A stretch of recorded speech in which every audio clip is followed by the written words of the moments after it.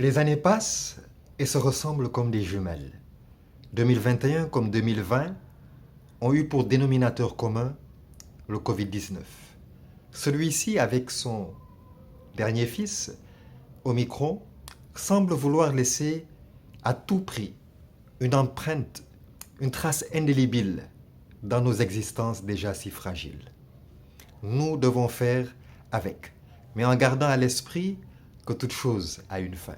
Oui, toute chose a une fin. N'avons-nous pas assisté en 2021 à la fin d'un dieu du football, Diego Armando Maradona? N'avons-nous pas assisté en 2021 à la fin, à la chute d'un dinosaure de la politique? Oh, en Guinée-Bissau, en Guinée-Conakry, Alpha Condé. Pour cause, une course effrénée pour un troisième mandat. Une soif viscérale du pouvoir. 2021 nous aura enseigné que le pouvoir peut changer de camp, que le pouvoir peut être parfois à côté d'un proche, d'un ami, d'un intime. 2021 nous aura enseigné que le pouvoir peut un temps soit peu être détenu par les plus faibles. 2021 nous aura enseigné que le pouvoir peut se manifester, peut se galvaniser, peut exploser par le chemin de la rue. Sur cette toile de fond, le monde a levé les yeux pour observer, pour regarder l'urgente question du réchauffement climatique. Nous en subissons les conséquences. À des degrés divers, certes, mais il est là. Plus près de chez nous, ici, au Sénégal, la population est dans la stupeur, dans la sidération.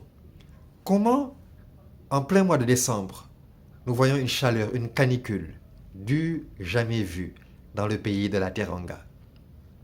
Mais le monde va mal, l'homme va mal, son environnement va mal.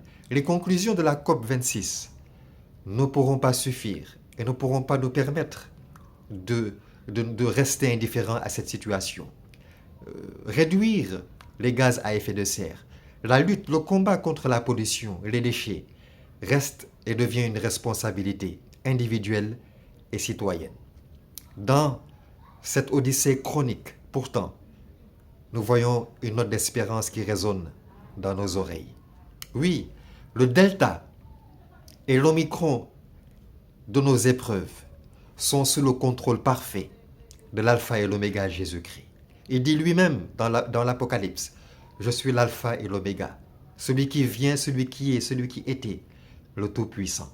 Nous pouvons donc nous rassurer que toute chose dans ce monde, même le mal à son apogée, converge vers la raison pour laquelle Dieu a créé ce monde, sa gloire. Sur ce, je voudrais vous remercier pour cette année 2021.